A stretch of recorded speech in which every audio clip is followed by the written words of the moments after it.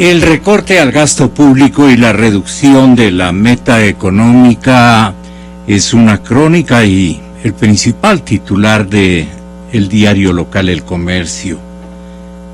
Y la reacción que tuvo el exministro Mauricio Pozo es que no se trata de un genial invento, o sea, una medida económica extraordinaria, de una inventiva pero fantástica. No. Me gustó cómo lo analizó el señor economista Pozo. Dijo, lo que pasa es que no tienen ya la plata. Si no tienen plata, tienen que recortar. Ahora, ¿qué han recortado? Diego Martínez, ojalá tenga la bondad de venirnos a anunciar, o Patricio Rivera, ¿no? Ellos indicaron que los ajustes se deben a la caída del precio del petróleo. Aquí está. Muchas gracias. Aquí está, doctor. Aquí está, economista. La ley orgánica para la optimización de la jornada laboral y seguro de desempleo. Lo segundo es lo que le interesa al señor presidente de la República, con miras a recordar el año 21, que él fue el autor de esta ley. Él está trabajando exclusivamente para el año 21. Yo he llegado a esa conclusión, pero estoy entregando sendas copias autentificadas que llegaron con firma del señor presidente Correa a manos de la presidenta del Consejo, ¿qué digo?, de la Asamblea Nacional. Gracias, doctor. Voy a llevarlo el día de ayer. Aquí está. ¿Sí? Es una ley. ¿Con cuántos artículos, doctor Ollarte? Mireya, Mariquita, ya estás bien y puedes ir a tu casa. Que cada artículo tiene ¿Me dejas bastantes llevarte? reformas. ¿Eres tú? ¡Otra vez! 6 artículos. No quiero que me ayudes. Uf, hay reformas, incorporaciones, disposiciones transitorias, disposiciones derogatorias y reformatorias. Dale un poquito de oportunidad para que nuestros invitados puedan hojear y leer las características de esta ley. Bueno, yo me estaba refiriendo al recorte al gasto público y la reducción de la meta económica. Dice Mauricio Pozo, ese no es o no responde a un interés de recorte. Lo que pasa es que se les terminó la plata. Este es otro recorte al tenor de las disponibilidades económicas que flaquean y flaquean y flaquean. Bueno, qué falta de oportunidad para los discursos y para los eventos políticos. El presupuesto de este año entra en revisión, dice un titular del Comercio. El gobierno bajó la meta de crecimiento de este año. Prevé que esté por debajo del 1%. Ahora, en la ley laboral, el proyecto de ley reforma el fondo de cesantía. El documento incluye varias reformas al Código de Trabajo y a la ley de pasantías. Desde hoy, la Asamblea va a comenzar el tratamiento del proyecto de ley orgánica para la optimización de la jornada laboral y seguro de desempleo. Los que leyeron antes este documento dicen, ciertamente no hay nada nuevo, absolutamente nuevo, a lo que los discursos referían, los discursos especialmente del sector oficialista. Ayer el señor ministro Berrazueta y el presidente del Consejo Directivo del IES, Richard Espinosa, a quien también le invitamos, pero estaba ocupadazo, entregaron el documento a la presidenta Gabriela Rivadeneira. Está doña Gaby, seguramente en este momento, animando ya reuniones de la comisión. No sé si fue a la comisión de lo laboral o a la Comisión de los Derechos de los Trabajadores. Creo que a esta, porque es lo que ha juzgado procedente Gabriela, la presidenta del Congreso. La norma incluye ajustes en seguridad social, ya que sustituye el fondo de cesantía por el seguro de desempleo. Repito, la norma incluye ajustes en seguridad social, ya que sustituye el fondo de cesantía por el seguro de desempleo. Este beneficio es para los afiliados al IES que se encuentren en situación de desempleo por un periodo de 60 días. El pago correspondería a un porcentaje de la remuneración del trabajador de acuerdo a una tabla. Atención, una tabla que arranca en el 70% y termina en el 50%.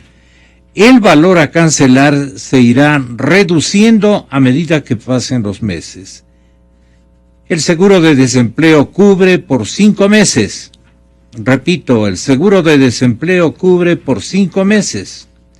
Terminada la protección de la persona que haya acumulado su fondo de cesantía, puede acumularlo totalmente, ha dicho Espinosa, el presidente del IES.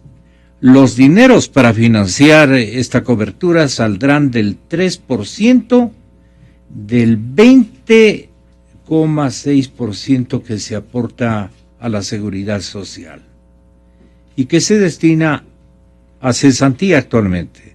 De este porcentaje, 1% que entrega el empleador irá para un fondo solidario común. El 2% irá como una entrega, el 2% que también entrega el trabajador será para su cuenta individual. Con lo cual 1 y 2 hace el 3%. Sí, no habrá modificaciones en los porcentajes de aportes, precisó Richard Espinosa.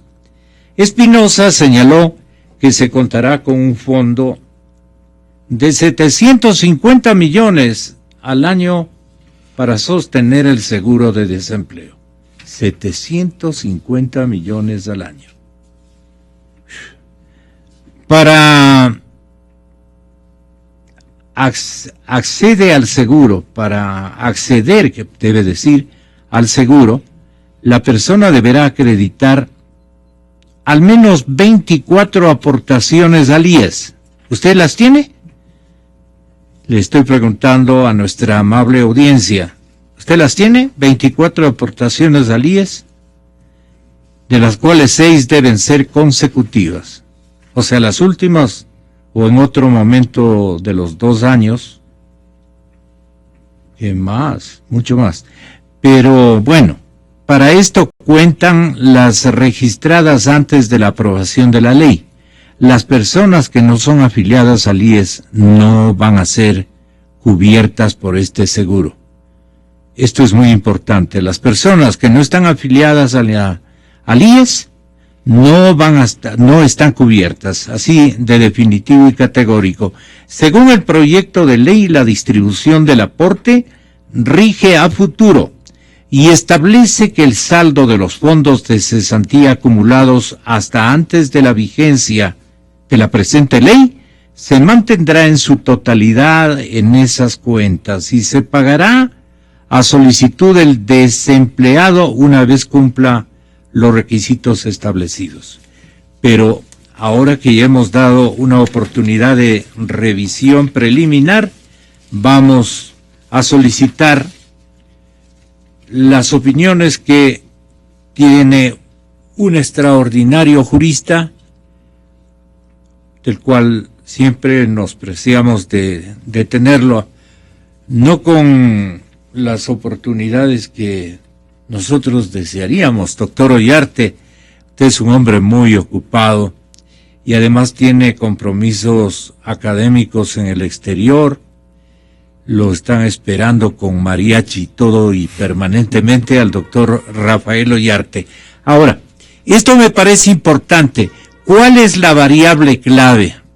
Caray, íbamos a contar con la presencia del señor economista Gonzalo Maldonado Albán, columnista del diario El Comercio. Él dice, En las actuales circunstancias, economista Mauricio Mauricio Dávalos, en las actuales circunstancias, la variable clave a monitorear en la economía es ¿qué?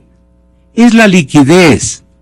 Es la liquidez. ¿De quién? Es la pregunta para el técnico, para el empresario y para el economista. Dentro de ese gran capítulo, el ítem esencial es el atinente a los depósitos a la vista, depósitos de ahorro y depósitos a plazo. El saldo que esas cuentas registren durante los próximos meses determinará en última instancia la suerte que correrá la economía ecuatoriana de este año. ¿Por qué? Dice Gonzalo Maldonado.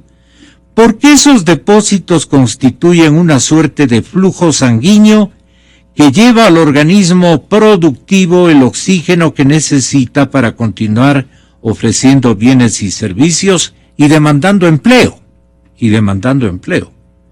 En la medida que aquellas cuentas reporten saldos importantes y ojalá crecientes, ese organismo productivo del cual todos somos parte tendrá recursos suficientes para consumir, para invertir lo que sea necesario y para capear la crisis que sufrimos. ¿Qué es el estado de aquellas cuentas? Sigue la explicación de Gonzalo Maldonado, pero el principio es este. ¿Cuál es la variable clave? Y la variable clave es la liquidez de los sectores involucrados en el resultado de esta ley. Así por lo menos entendemos, como dicen, humildemente. Vamos a ver, Mauricio Dávalos Guevara, bienvenido. Muchas gracias por estar aquí. Gracias, mi querido Gonzalo. Muy buen día, doctor Ollarte. Y muy buen día a la distinguida audiencia. Sí, en principio, definitivamente, el articulista Gonzalo Maldonado Albán tiene razón en su artículo que, tengo entendido, fue publicado el día domingo en el diario El Comercio. Que sí, yo lo... Así es, economista. Yo lo leí. Pero ese es el resultado final, en definitiva, de muchas variables. Variables del gasto público, variables del consumo privado, variables de la cantidad de exportaciones no petroleras. O sea, el resultado final efectivamente es la liquidez mayor o menor de la economía.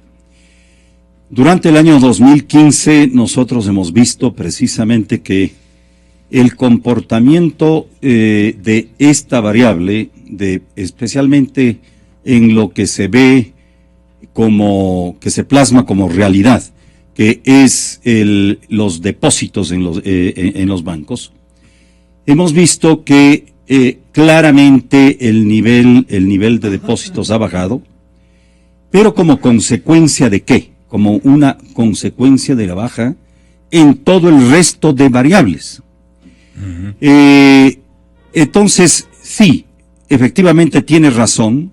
Si es que uno monitorea esto, está monitoreando la resultante ¿qué es la liquidez? del comportamiento de la economía. Y definitivamente hay algo que es interesante.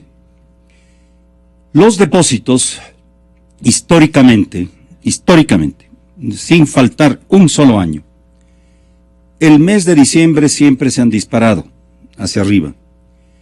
Y en el año pasado, el año 2015, eso no sucedió.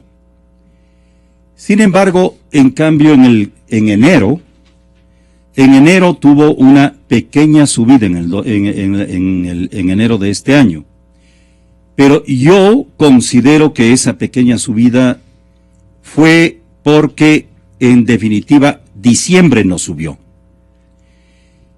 Y no esperaría que esa subida continuara en febrero y en el resto del año. Pero, en definitiva, lo que vemos nosotros en el Ecuador y de quién son los depósitos en definitiva que están en los bancos. ¿Quiénes son los que manejan la liquidez? Los ecuatorianos, las familias ecuatorianas. Y si algo está caracterizando a las familias ecuatorianas es el desempleo. Lamentablemente, las cifras de desempleo se han tratado de oscurecer, yo diría, con esta nueva nomenclatura que se usa de empleo adecuado, de empleo no adecuado, etcétera. Pero en resumen, el desempleo y el subempleo son más del 50% de la población económicamente activa y ha estado subiendo durante el año 2015. Y no hay una sola razón que nos pueda decir en este año 2016 esto va a cambiar de dirección. ¿Por qué es ese desempleo? ¿Por qué cree que es una tendencia a agravarse incluso? La tendencia a agravarse se debe, para mi concepto, a tres factores por lo menos, que están los tres relacionados con la competitividad de la producción ecuatoriana o la falta de competitividad de la producción ecuatoriana. Y todo esto ha sido creado por regulaciones legales que ha ido emitiendo el gobierno.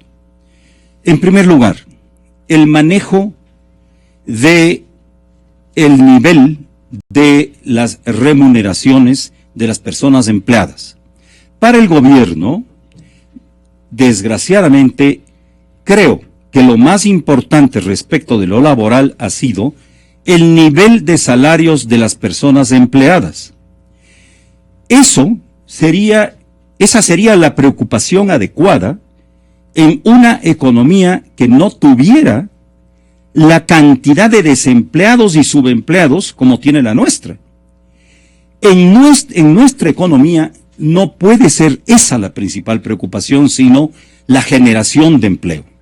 Y la generación de empleo no se la consigue dando decretos, subiendo como a bien ha tenido los salarios de los empleados.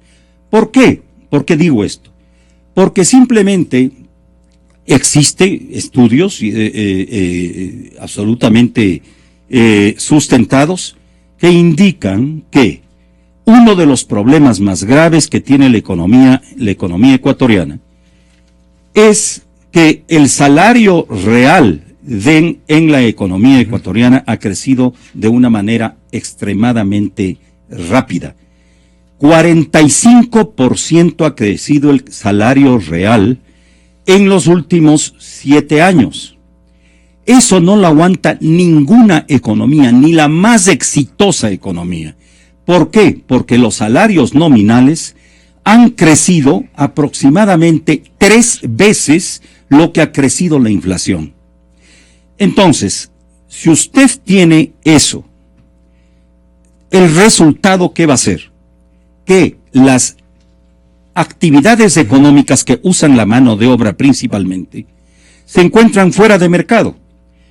Por eso tenemos el resultado que tenemos, por ejemplo, y que se publica en este estudio de la Carta Económica de Cortes de enero del 2016, de José Hidalgo, el director de Cortes. Estuvo aquí. Él, por ejemplo, encuentra que la destrucción de empleos adecuados ha sido mucho mayor en el sector rural que en el sector urbano. En el sector rural cae el empleo adecuado de 56.4% en diciembre del 2014 a 54% en diciembre del 2015. Esto es con una destrucción de 58.692 empleos, puestos de trabajo. ¿Por qué? Porque es en donde más intensivamente se usa la mano de obra en todas las labores agrícolas y en donde más baja es la productividad y por lo tanto no se puede pagar el nivel de salarios que se paga. Por otro lado, el segundo factor es el exceso de normas que se han dado para ajustar y hacer lo más rígida la estabilidad laboral. La estabilidad laboral aquí ha sido tradicionalmente protegida. Sin embargo, en este momento, especialmente con las últimas normas que se dieron, en donde se eliminó el contrato de un año diciendo que es un contrato precario. Eso en ninguna parte del mundo se ha tomado el contrato de un año como un contrato precario. En segundo lugar, se incrementó, se incorporó, se universalizó el desahucio del 25% por año laborado, inclusive para aquellos que presenten la renuncia. Y así un montón de otras normas que se han dado desde que estuvo la Asamblea Constituyente hasta los últimos normas legales. Y en tercer lugar, nosotros tenemos en el Ecuador el gran problema de que no estamos solos en el mundo. Entonces, con estas normas respecto de la estabilidad laboral, este nivel de crecimiento del salario real, simplemente el rato que vino una apreciación de la moneda y de nuestra moneda, de nuestro dólar especialmente, que se ha apreciado más que el dólar norteamericano, porque eso es lo que tenemos que entender. Nuestro dólar baila con su propia música, que no es la música del rock americano, sino nuestra propia música. Y entonces, el tipo de cambio efectivo real que tenemos nosotros con los Estados Unidos este rato es inferior a 80. ¿Qué quiere decir eso? Que inclusive con los Estados Unidos ya no somos competitivos, o tenemos 20% menos de competitividad con el dueño de la moneda. Entonces usted pone junto todo esto que tiene que ver con lo laboral y ve esto que han tratado de hacer, de facilitar de alguna manera a las empresas, poniendo la posibilidad de que se baje la jornada laboral hasta 30 horas y se pague por 30 horas, pero que se afilie por 40, pero nada más respecto ni siquiera del horario de trabajo, respecto de que se lo pueda distribuir en 6 días, no, en 5 días. Puede variar la jornada diaria laboral, pero las 40 horas tienen que respetarse en los 5 días. O sea, con eso no han sacado absolutamente nada, no dan ninguna ayuda, sino quizás a industrias que tienen en este momento un exceso de capacidad, tienen sus máquinas, pero que las tienen que parar porque no tienen la demanda. Pero son las únicas empresas que podrán verse beneficiadas por estas reformas laborales que usted ha puesto, mejor dicho, que el presidente ha mandado a la Asamblea y que usted nos ha hecho conocer el día de hoy en una versión directa de la Asamblea. Sí, le quiero preguntar al señor ministro, como si estuviera a nuestro lado, señor ministro Leonardo Berresueta, ¿cuáles son las principales propuestas que encierra esta ley? Señora Presidenta, el contrato juvenil en las actuales circunstancias hace que generemos esta propuesta para aquellas personas cuya primera experiencia laboral se da en el sector productivo del país, jóvenes entre 18 y 24 años fundamentalmente. Hemos establecido en este proyecto de ley, señora Presidenta, que se garantice el salario básico unificado como mínimo de estipendio para los jóvenes entre 18 y 24 años. Y aquí viene la parte atractiva para el sector productivo. El aporte que le corresponde al empleador del 11.15% de la seguridad social, estamos planteando que lo pueda cubrir el Estado, que lo pueda cubrir el Estado ecuatoriano hasta 2 salarios básicos unificados. Sobre los 2 salarios básicos unificados será el empleador el que cubra la diferencia. Y ponemos una restricción de que la nómina de trabajadores de la empresa no sea más allá del 20% que se vea beneficiado de estos trabajadores de entre 18 y 24 años bajo modalidad de contrato juvenil. El tema de la jornada prolongada de trabajo. Se podrá pactar para que puedan laborar los trabajadores, los obreros, en jornadas que no excedan las 8 horas diarias, siempre que no supere el máximo de 40 horas semanales, ni tampoco que supere 10 horas al día. Esto previo, y vuelvo nuevamente a la palabra clave, al acuerdo entre trabajador y empleador. Exa FM. Señor ingeniero Enrique Pita, usted acaba de escuchar al señor ministro de Relaciones Laborales o ministro del Trabajo, como tradicionalmente lo hemos denominado.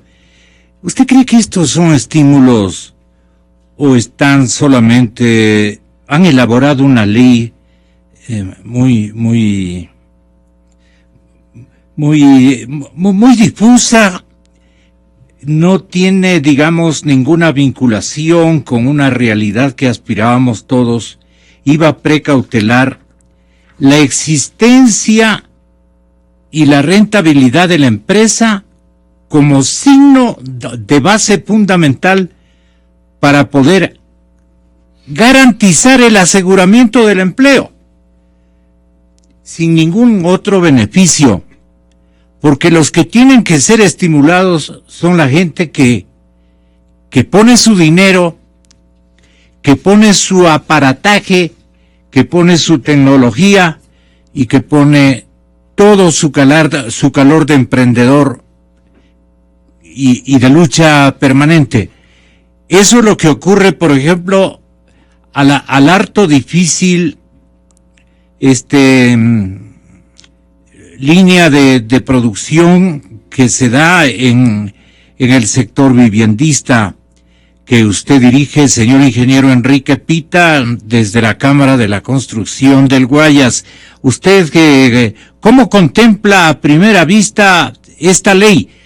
Sostengo que el señor presidente se imagina mucho lo que será el año 21, y en función del año 21 está elaborando toda la documentación, todos los potenciales mejoras, todas las leyes que se van a inscribir hasta que termine su periodo constitucional de trabajo. Entonces, no hay nada para este momento, un estímulo o una aclaración, un esclarecimiento del panorama en la relación entre las empresas y los trabajadores. Da esa impresión. Pero ustedes que reclutan a tanta gente en la construcción van a darnos alguna explicación sobre la validez de este intento de aseguramiento del empleo en la República del Ecuador. Ingeniero Enrique Pita, buenos días.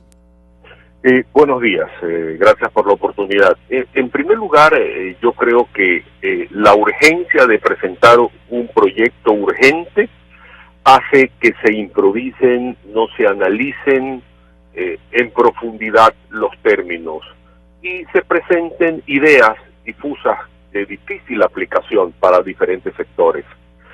El gobierno persiste en su argumento de sostener el empleo y eso ha provocado que haya una rigidización de las leyes laborales que complica también la contratación o la generación de nuevos empleos.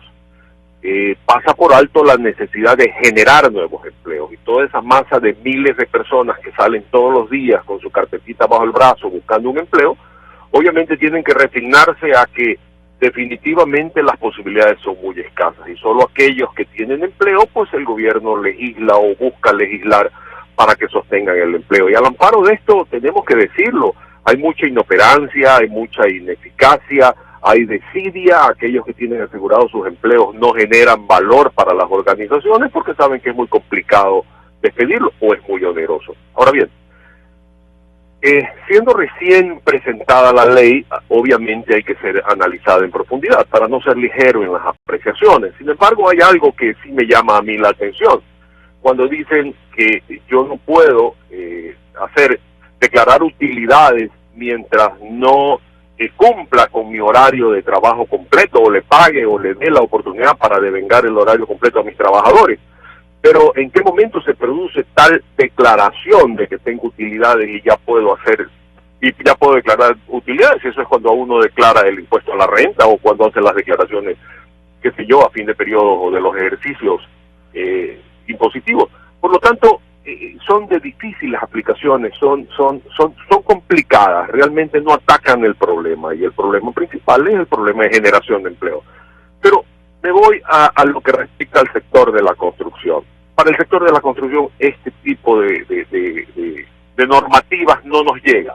Primero, nosotros contratamos con terceros o por decisión personal, acometemos proyectos que tienen que desarrollar dentro de periodos previamente establecidos. Los cronogramas se ajustan a los plazos de entrega de los proyectos, se ajustan y los presupuestos se ajustan a los términos de los préstamos que estamos adquiriendo y a la rentabilidad del proyecto, y los costos administrativos guardan relación también con esos plazos de ejecución de los proyectos. El hecho de que yo pueda hacer en una obra de ingeniería, una obra en 4 meses y termine haciéndola en 6, 7 meses para poder sostener a mis trabajadores, no me llega, voy a perder dinero, las construcciones van a costar más. Por lo tanto, el sector de la construcción tiene un régimen totalmente diferente en su relación con los trabajadores, es muy eventual. Obviamente ya hay leyes muy rígidas que nos afectan sensiblemente y que han significado sobrecostos importantes. Por lo tanto, este tipo de resoluciones posiblemente permita que actividades comerciales o actividades industriales, y no todas tampoco, puedan parar su producción. Hay equipos y máquinas que no pueden detenerse, tienen que trabajar las 24 horas, no puede usted arrancar una máquina, apagarla y volverla a arrancar. Por lo tanto, los procesos no se pueden interrumpir muchas veces, los procesos industriales, y lo mismo pasa con la construcción. Yo creo que se ha improvisado bastante. La urgencia de intentar dar solución hace que de alguna manera también se presenten estos tipos de decretos que, a mi criterio, no resuelven el problema. ¿Para qué el gobierno asegura la cohesión, la fusión o el entendimiento entre los tres actores: gobierno, empleadores y trabajadores, emprendedores o empresarios y gobierno? ¿Para qué? ¿Para qué están insistiendo cuando dicen y aluden la presentación de propuestas de reformas laborales más bien, que estimule el diálogo tripartito? Siempre están con esto, el diálogo tripartito, gobierno, trabajadores y empleadores. Y todos los acuerdos no dicen el decreto, el gobierno, la instancia gubernativa de estos días, sino que eso va a ser producto del diálogo entre el gobierno, los trabajadores y los empleadores. Es decir, de ese diálogo depende absolutamente la suerte y el resultado de las proposiciones de esta ley. ¿A qué atribuye usted, ingeniero Fita? Bueno, mire, el gobierno persiste en vender la idea de que existen diálogos con el sector laboral y el sector empleador. Sin embargo, vemos, por ejemplo, que la representación del sector laboral ha sido fraccionada en un grupo, en un sector, en un área afín al gobierno, y se ha dejado de lado a los que son críticos del gobierno. Y obviamente eso es hablar con su ombligo, o sea, escucho lo que quiero y me responden lo que me satisface. En el caso del sector empresarial, efectivamente sí hay diálogos coyunturales con las diferentes autoridades que tienen que ver con el desarrollo de nuestras actividades particulares en las diferentes áreas. Sin embargo, al final del día, las decisiones se toman bajo amparos de los dogmatismos ideológicos o de las convicciones personales, y en muy poco se escucha quienes realmente son los que generan riqueza, son los que arriesgan su capital, son los que tienen que llegar al fin del mes y ver cómo consiguen el dinero para pagar los sueldos, cómo hacen para importar y vender, cómo hacen para endeudarse y poder sostener una actividad y sostener un empleo. Es muy poco los que se escucha. Simplemente, insisto, y la palabra no me hace feliz decirle y repetirla, aquello de dogmatismos ideológicos o convicciones de muchas personas que no han pasado por el día a día de lo que es realmente tener una actividad productiva. Muchas gracias, ingeniero. A toda la geografía nacional e internacional le convoco este momento a que le pongan atención a este distinguido jurista no tan experto en estas materias, sino muy experto en estas y otras materias. Es decir, esa es la diferenciación en positivo. Pero yo quiero pedirle al señor doctor Rafael Ollarte que nos hable de todo el contexto de la ley para poder apreciar qué tal ha estado el trabajo cumplido. Seguramente ni siquiera va a ser revisado por los señores parlamentarios. Lo que ellos van es a decir presente cuando les tomen lista y nada más. Porque eso ya viene, digamos, cocinado, oleado y sacramentado desde Carondelet. Entonces, ¿qué le parece, doctor Ollarte, esta ley? En realidad va, de alguna manera, a frenar la ausencia de puestos de trabajo, va a animar a los empresarios a seguir adelante, o hay amenazas mucho más contundentes como para que ni se imaginen ni piensen echar a la calle a los empleados. ¿Y de dónde van a salir estos saldos? ¿Y de dónde va a tener las empresas y el propio gobierno la liquidez para evitar despidos? Esa es la parte que a mí me parece más complicada. Doctor Ollarte, muy buenos días. Adelante. Oiga, muy buenos días, qué placer estar con ustedes. Sí, efectivamente, el primer problema que tenemos con esta ley es que se ha presentado como económico, se ha presentado como económico urgente. Así es. Es decir, la Asamblea tiene 30 días para aprobar, modificar o negar el proyecto. Y eso acorta los plazos para que este proyecto sea debatido en comisión.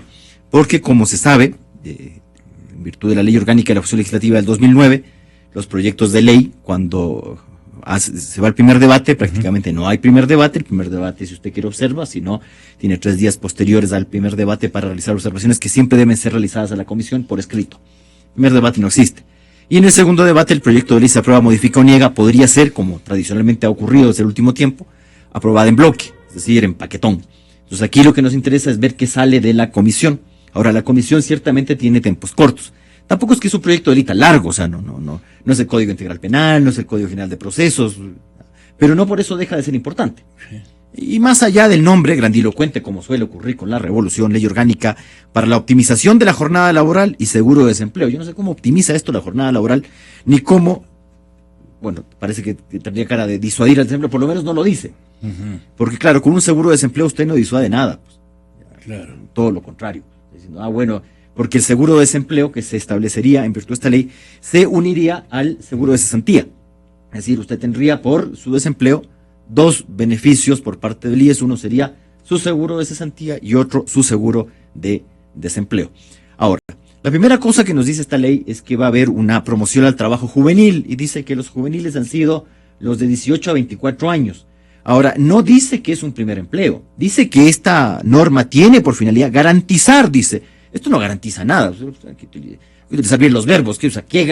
¿Acaso porque yo ponga trabajo juvenil va a haber trabajo juvenil? Esto no garantiza las cosas. Es decir, a nadie se le está obligando a contratar a, entre comillas, jóvenes de entre 18 y 24 años.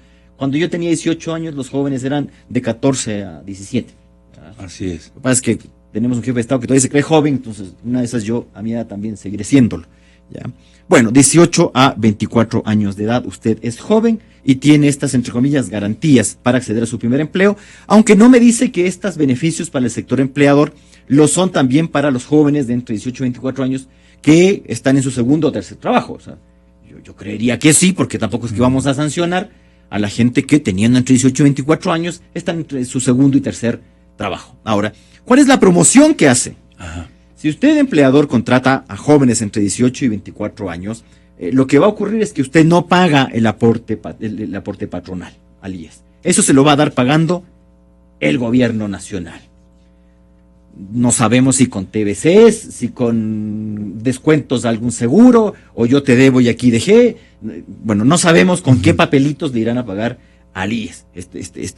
Vamos, ojalá que se lo pague, ¿no? ¿Ya? Porque eso generaría una definición del IES. Bueno, ¿para qué vamos a meternos en estas cosas que ya conocemos? Ahora, para que usted tenga Pero algo se este trae beneficio. si no especifican Sí. cómo van a pagar, pues no. A ver, primero dice A la que no institución. implica sustitución de trabajadores, es decir, no me traiga jóvenes para sustituir a mayores. O sea, lo que usted puede hacer es aumentar su nómina. O sea, usted, señor empleador, ya sabe, si tiene muchos trabajadores, auménteme nomás la nómina y auméntela con jóvenes, porque esos jóvenes no le van, solamente les va a tener que pagar su sueldo, porque el beneficio del aporte patronal, ese no tiene que pagarlo usted, lo va a pagar el gobierno, siempre y cuando la remuneración de este joven entre 18 y 24 años sea hasta 2 remuneraciones básicas. Perdón, si un joven de entre 18 y 24 años gana más de 700 y pico de dólares, pues creo que ya es un hombre que no necesita estas ayudas, ¿no? Pero bueno, sigamos. ¿Estos jóvenes igual requieren de 6 meses de imposiciones continuas? Sí, no hay, o sea, no hay ninguna diferencia. O sea, no es para exactamente. Para primeros trabajos. Claro. Y la segunda condición es que no supere el 20% de la nómina total, el tema de estos nuevos trabajadores jóvenes. Bueno, esperemos que resulte. La segunda es esta cuestión de la disminución de la jornada laboral. Es decir, que con acuerdo, o sea, tiene que haber acuerdo. O sea, si usted empleador está en una situación de emergencia, ya no le están pagando, ya a quienes usted provee, ya no tiene ingresos y la cosa se le está poniendo difícil, salvo que cuente con la anuencia de sus trabajadores, no puede reducir la jornada de trabajo. Es decir, no se trata del paro laboral. ¿Ya? Es decir, usted podría acordar con sus trabajadores, claro, naturalmente diciéndoles, vea, la situación está muy difícil, tal vez en una de estas tengamos que o irnos al paro, o en una de estas se me va a la porra la empresa. Toda la Entonces, empresa. Pongámonos de acuerdo en disminuir la jornada laboral hasta 30 horas semanales, no menos. ¿Ya? No menos. Es decir, usted podría tener gente trabajando hasta el 75% de la jornada laboral. Y naturalmente, si es que usted disminuye de las 40 a las 30 horas semanales la jornada laboral, ya el salario se puede disminuir en la misma proporción. Es decir, si usted gana el mínimo, $366, pasaría a ganar 274,50.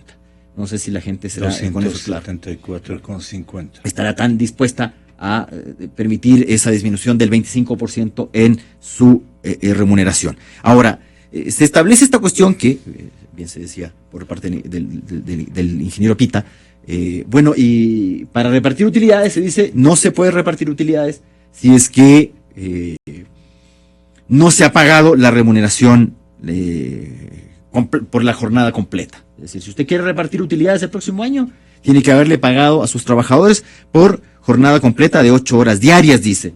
Sí, pero es que 8 horas diarias... Claro, pero es que eso no da 40 horas.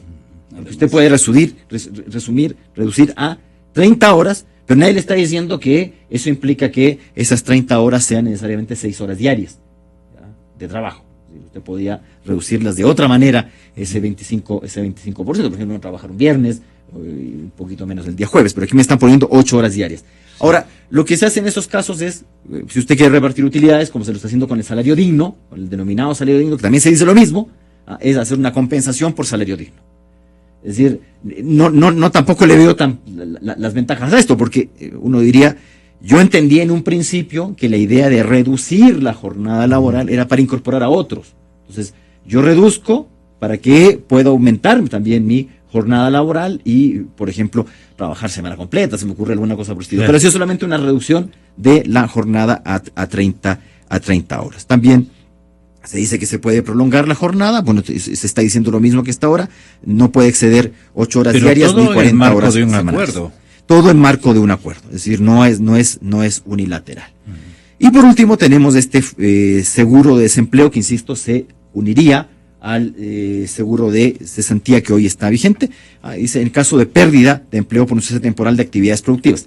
En este caso sería, dice, por un cese temporal de actividades productivas. Es decir, entiendo yo que lo que quiere decir la ley, que no es el caso de la desvinculación voluntaria del trabajador, es decir, no es que yo dejo de trabajar porque he renunciado y recibo seguro de desempleo. ¿Ya? Ahí podría recibir cesantía, pero no seguro de desempleo. Pero me pone otras condiciones, algunas que son muy similares con el seguro de cesantía, esto de las 24 aportaciones acumuladas, no tiene igual para el seguro de cesantía, pero me dice que debo encontrar una situación de desempleo por un periodo de más de 60 días. Y me da unos plazos para solicitar el seguro de desempleo. Entre el día 61 del desempleo, si tengo que estar 2 meses fuera, entonces el primer día, superado los 2 meses, ya puedo ir al IES a solicitar mi seguro de desempleo y tengo un máximo de 45 días. Es decir, si yo estoy 3 meses y medio desempleado y no he solicitado mi seguro de desempleo, caduca el derecho de solicitar este seguro de desempleo. Dice además no ser jubilado y dice cumplir las demás condiciones que establezca el Consejo Directivo del IES. ¿Cuáles también irán a ser esas? Ahí veremos también esta otra cuestión. Y la financiación es similar que el seguro de cesantía. El 2% del aporte personal, el 1% del aporte patronal. El señor Richard Espinosa, presidente del Instituto Ecuatoriano de Seguridad Social, intentó, no se le entendió adecuadamente, pero intentó referirse al seguro de desempleo, cómo va a funcionar. ¿Qué es el seguro de desempleo? Básicamente una protección económica temporal ante la pérdida de ingresos debido a la contingencia del desempleo. ¿Quiénes son los beneficiarios? Todos los afiliados en relación de dependencia. El número de afiliados en relación de dependencia hoy por hoy es de 2.600.000. Recuerden que el número total de afiliados antes del gobierno de la Revolución Ciudadana en el año 2006 era tan solo de 1.400.000.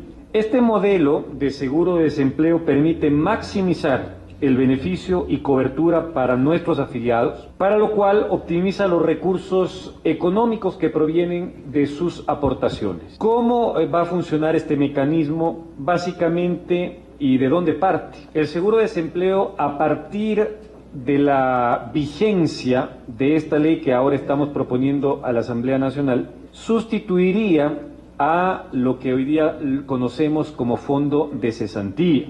No sin antes indicar que los fondos que hoy en día se encuentran acumulados en las cuentas individuales se respetan y siguen a disposición de nuestros afiliados. Tienen, por supuesto, que cumplir con los requisitos establecidos para su retiro. Entonces, de hoy hacia atrás, las cuentas están ahí, son de nuestros afiliados, ese fondo de cesantía. Esta figura, para beneficio de nuestros mismos afiliados, la cambiaríamos a partir de la aprobación de nuestra ley en adelante. Y esto tiene sentido, porque ustedes saben que no da lo mismo si es que una persona de manera independiente, de manera particular, acude a cualquier seguro privado y se quiere asegurar ante un tipo de contingencia de esta naturaleza, a que tener un pool tan grande como el que nosotros tenemos, de 2.600.000 personas que contribuyen justamente para este tipo de seguro, en donde los beneficios se van a ver, por supuesto, maximizados gracias a la optimización de recursos que se lo va a hacer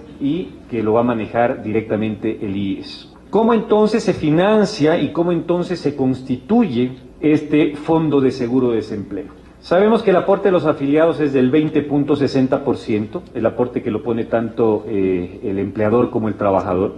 No proponemos y no vamos a incrementar las aportaciones ni del trabajador ni del empleador. De este 20.60% que se está aportando hoy por hoy a la Seguridad Social, a partir de la aprobación de la propuesta de este proyecto de ley, el 3% se lo va a dividir en dos partes. De ese 3%, el 1% corresponde al aporte del empleador, a través del cual se conforma un fondo solidario.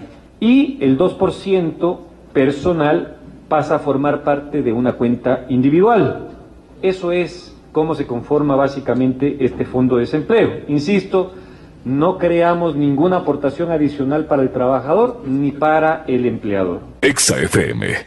¿Cómo le parece, doctor Ollarte? Hay una especie de confusión del señor presidente respecto a lo literal que señala la ley, digamos, este momento ya en estudio del Parlamento. Sí, porque las derogatorias y reformatorias a este proyecto de ley indica que a continuación de la palabra cesantía añádase seguro de desempleo. Exacto.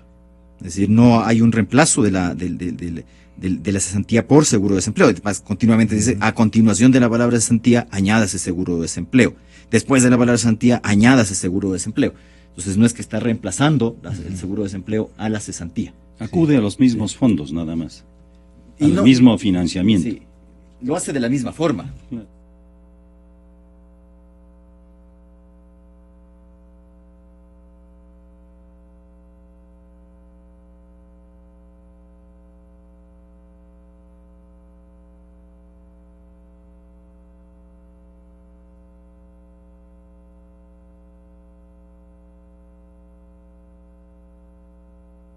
Constitución. Toda prestación que se Entonces, aumente por al eso se IES, hace Richard el que se olvida. pero a ver, si su Constitución sí le indica que no se pueden agregar prestaciones al Seguro General Obligatorio que no estén debidamente financiadas. Ahora, ¿cuál es el financiamiento de esto? Porque me dice de dónde sale. Pero no, claro, esto no expresa, y se ha indicado lo contrario, de que no va a haber un aumento en las aportaciones. De lo contrario, que se lo diga frontalmente, se diga, sí, vamos a pagar un 2% más del aporte personal y un 1% más del patronal. Bueno, pero es que eso se ha dicho que no va a ocurrir. Lo único que dice, el Fondo de Seguro de Desempleo será financiado por las tasas de aportación correspondientes al 2% del aporte personal de la remuneración del trabajador, obrero, servidor, y con el aporte patronal del 1% de la remuneración del trabajador, obrero, servidor, que tiene carácter de solidario y de conformidad con la normativa que prefecto emita el Consejo Directivo del IES. Es decir, no hay un aumento en las aportaciones. Es decir, usted diría, con la misma aportación tengo que sacarle Los dos usos. Claro, un peñisquito ahí también para el seguro de desempleo. Pero no dice que se elimina la cesantía. Bueno, veamos cómo queda esta opción. Tal vez la idea fue eliminar la cesantía por el desempleo. Y a la final el proyecto que ha presentado el presidente de la República es aumentarle a la cesantía el seguro de desempleo. Ahora, si hay que decir otra cosa, solo dura 5 meses. O sea, la gran diferencia entre el seguro de cesantía y el de desempleo es que aquí hay pagos mensuales. Es decir, no es un solo pago, son pagos mensuales, claro que van disminuyendo 70, 65, 60, 55 hasta llegar al 50%, tiene un tope solo de 5 meses, pero que además se paga desde el cuarto mes del desempleo. No es que usted está 2 meses, solicite y de una vez le dan, sino que al cuarto mes recién le van a pagar el seguro de desempleo, y una de las causales, entre otras, de la terminación del seguro de desempleo es que usted tenga una nueva actividad productiva. Entonces, bueno, veamos cómo se corrigen estas dudas que uno le genera, porque además, si es que usted está siendo beneficiario del seguro de desempleo, no tiene las demás prestaciones del IES. Mientras usted esté desempleado, dice expresamente este proyecto, no se cubrirá otro tipo de contingencias del seguro universal obligatorio. En eso también hay que tener cuidado. Ya sabe. Si quiere se la leo. Por ejemplo, durante el periodo de recepción de la prestación por desempleo, no se cubrirá otro tipo de contingencia de seguro universal obligatorio, salvo que coticen de manera voluntaria, está desempleado, señor, a la cual recibirán los beneficios correspondientes a ese aporte. O sea, tendrá que usted aportar voluntariamente durante el periodo de desempleo para hacerse beneficiario. ¿Qué le parece, economista? De los demás beneficios del seguro general obligatorio. Mauricio. No, lo dicho, ¿no? Que se incorpora un uso más a ese aporte hecho ya por el empleador y el empleado del 3%. Y lo que sí me llama la atención es que al desempleado, en este caso, le dejen sin cobertura de ningún otro tipo de beneficio del Seguro Social. Porque si el desempleado se enferma, en este caso no sería cubierto por el Seguro Social. En los hospitales del IES. No sería cubierto por el Seguro Social. Pues, mire, sí, está bien, pero que no piensen que esto es la panacea. Exactamente, no, para nada. Más bien se queda, ¿no? Para nada. Más sonaron tambores. Este rato lo que debe preocuparles es que se genere empleo, que se genere producción, reanimar la producción, la inversión que es la que genera la producción. Pero con todas las medidas para esto se requieren igualmente otros proyectos de ley. Se requieren solucionar para reactivar la economía productiva. Evidentemente, yo aquí mismo he propuesto varias veces que para que pueda reanimarse la economía productiva tendría que dar un giro de 180 grados la política económica del gobierno, comenzando como prueba de ello, eliminando una serie de impuestos irracionales que han ido acumulando sobre todo el aparato productivo y sobre los ecuatorianos. ¿Tiene algunos ejemplos usted? Naturalmente, lo he dicho insistentemente. Sí. El famoso anticipo del impuesto a la renta, que es un impuesto a la mera existencia de la empresa, ese es un impuesto que grava fundamentalmente a los activos de una empresa y por lo tanto grava a la inversión. Es un impuesto absolutamente irracional. En economía eso no se justificaría. No es un Por impuesto porque es un anticipo, no le vamos a devolver. No, no, pues es que ya se cambió esa naturaleza, es el impuesto único ahora. Entonces, ese impuesto, si usted no tenía que pagar ese impuesto a la renta, ahora sí. Salado, ya ese es el anticipo que paga y punto. Entonces, eso no es racional. O sea, que suban inclusive el impuesto a la renta a los niveles más altos. Pero que se grave a los resultados de una empresa y no se le retire a la empresa su capital de operación. Por ejemplo, todo lo que se hace que se retenga de cada una de las compras de bienes o servicios que hacen las empresas, esas retenciones lo único que hacen es disminuir el capital de operación. El Estado debe tener en cuenta que el derecho que tiene a cobrar el impuesto a la renta es cuando se produce el hecho generador del impuesto. ¿Cuál es el hecho generador del impuesto a la renta? Cuando existe renta, pues. Pero aquí cobramos el anticipo supuesto a la renta y cobramos también en cada una de las transacciones que se hace como una retención de lo que puede ser el impuesto a la renta. Exacto. Esas retenciones deben eliminarse. Debe eliminarse también el impuesto a la salida de capitales, porque esto lo único que ha hecho es encarecer la producción ecuatoriana al gravar a las importaciones de una manera indiscriminada. Porque sí, es cierto que ciertas importaciones no están grabadas porque se devuelve, pero la mayor parte sí, porque desgraciadamente no han usado un bisturí para hacer esa operación delicada, sino lo han hecho con hacha y machete. Entonces, este tipo de impuestos deberían ser eliminados. Solamente ahí, entonces, la empresa privada podría decir, entonces están cambiando de rumbo. Y además también en lo que acabé de decir en lo laboral, se ha hecho el daño más fenomenal a los trabajadores con el exceso de rigidez de los contratos laborales. Nadie en sus cabales, en ninguna empresa va a despedir, por ejemplo, a un buen trabajador. Pero las condiciones de rigidez actuales y de lo caro que significa la separación de un trabajador, lo único que ha hecho es dos cosas. Una, proteger al mal trabajador, y dos, bajar definitivamente la productividad de la mano de obra ecuatoriana. Porque la productividad promedio está entre el buen trabajador, que va a llegar un momento en el que diga, ¿y por qué tengo que esforzarme si igual el otro está ganando siendo un mal trabajador? Y no le votan por lo caro que es. Entonces, mire, son cosas que simplemente no pueden darse con un buen manejo de la economía. Así es. Así no se puede manejar la economía y tratar de mantener la dolarización. La dolarización es exactamente lo contrario de lo que vivimos ahora, de falta de competitividad y de aislamiento comercial. Doctor, porque eso es lo que nosotros con este vivimos. tipo de leyes, ¿qué denota el régimen? Yo tengo una ponencia política.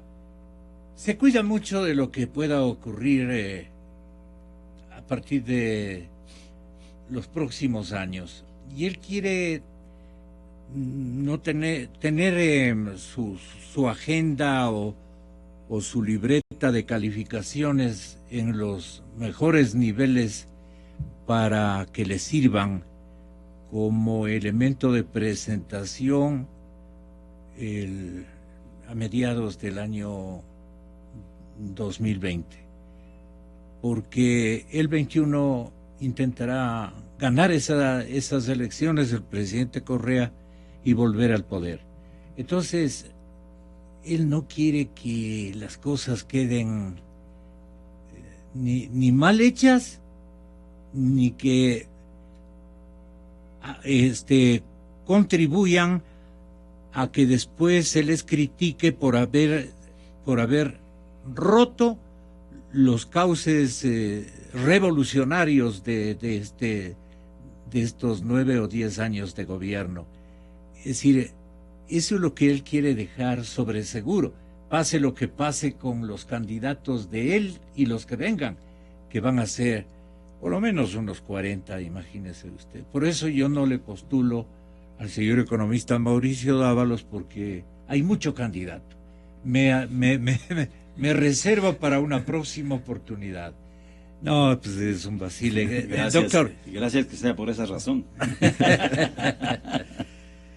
Mire, arreglar la situación difícil en la que está transitando el país, pues no se lo hace por leyes. Yo no es que dicto 4 leyes y ya las cosas han mejorado. La ley mal hecha ciertamente puede complicar mucho. Yeah. Y más aún, la mala aplicación de las normas, más todavía. Cuando hubo bonanza económica, aquí se pensó que se podía, así nomás, y aplaudimos, atosigar a todo el mundo. Atosigar, y la frase aquella, si no te gusta que te vaya bonito, bueno, ya cuando estamos en aprietos, intentamos cambiar las cosas, pero mire, el daño causado no es fácilmente reversible. Es decir, yo no sé si nos estarían presentando esta clase de proyectos de ley con petróleo de 120. Seguiríamos gastando como estábamos gastando, porque así era de hacer. O que esto refleja en realidad lo que la gente del gobierno piensa que se le va a venir. Es decir, a ver, no voy a ser bien pensado en esto, pero ¿por qué en el 9º año último del régimen a alguien se le ocurre un seguro de desempleo?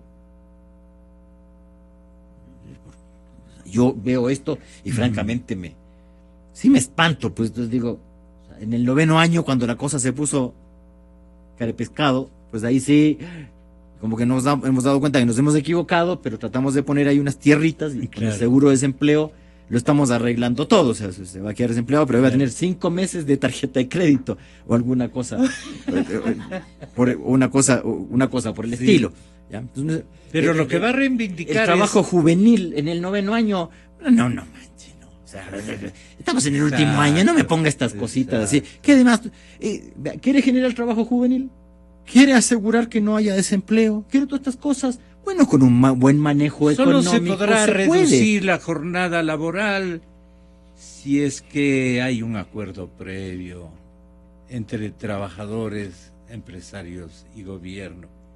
El trabajador y el gobierno van a ganar, pues. Nunca se van a dar acuerdos previos. O tendría que estar, o sea, el trabajador debería tener demasiada conciencia de que la situación está hecho pedazos, como para que diga, entre quedarme sin nada y que se caiga esta cosa, y a ver si con la reducida. Ahora, también hay que entender, los empresarios no es que ganan, y en eso también a los amigos izquierdistas hay que decirles, ¿desde cuándo un empresario gana votando trabajadores? Pues yo he escuchado a algunos amigos de izquierda decir esto, es que el empresariado para poder votar y que la flexibilización. Oiga, pero hay que estar mal del mate, pues en realidad, para que yo pretenda que gano votando gente, y peor aún si es un trabajador de años que lo hace bien. Exactamente, o sea, tendré que tener francamente una fractura cerebral para hacer una cosa de ese calibre. Es que el empresario obviamente tiene derecho a ganar, eso es legítimo, porque además él es el que arriesga, pues, arriesga a veces todo y se puede quedar en la vía pública, pues, cuando arriesga. Pero su negocio no es ese, su negocio es producir, y para producir hay que dar trabajo. Entonces, si queremos fomentar el empleo, hay que fomentar la producción. Pero ahora, es que 9 años, ¿qué hemos hecho? ¿Hemos hecho eso o lo contrario? Vivamos del petróleo, viva la fiesta, viva el otro. Y luego, cuando ya estamos en problemas, ahí sí nos acordamos de que el que en realidad genera empleo ha sido el sector empresarial. Mire qué descubrimiento más fabuloso. El sector empresarial es el que genera el empleo, es el que genera la producción, no el Estado. Mire, hemos descubierto América en el mapa, ¿ya? Pero lo hicimos en el 9º año. Entonces ahora presentamos estas cosas y con esto ya, listo, lo hemos hecho todo, y además lo dicen con una solvencia, ¿ya? Y cuando uno los escucha dice, mira vos, ¿no? Qué bien, qué maravilla. Con esto el seguro de desempleo yo creo que todo el mundo estamos tranquilos, especialmente los desempleados deben estar tranquilísimos. Igual no va a tener. Cuando se vaya la dolarización. No diga esas cosas. El 20 o el 21, que el presidente tenga que dar una explicación, dirá. Inclusive yo entregué a la Asamblea Ecuatoriana un proyecto de ley para proteger y generar empleo para todos los ecuatorianos. Allí, con 6 puntos, ofrecí, pero se fue se acabó la dolarización. Pero eso ya no es mi confiar culpa. en la buena memoria del electorado. Digo, pues, van a tampoco decir, crea en esas cosas. Así es. Muchas gracias, economista. Muchas gracias, doctor.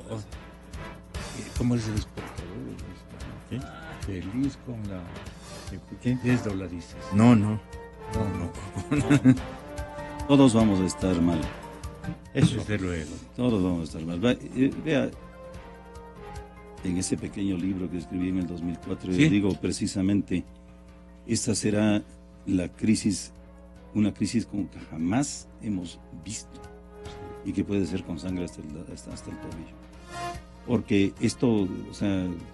Eso es lo que no se da cuenta el presidente. La crisis que se nos es una puede irresponsabilidad impresionante. La crisis que nos puede se hace venir de la es algo vista de miedo. gorda. De miedo.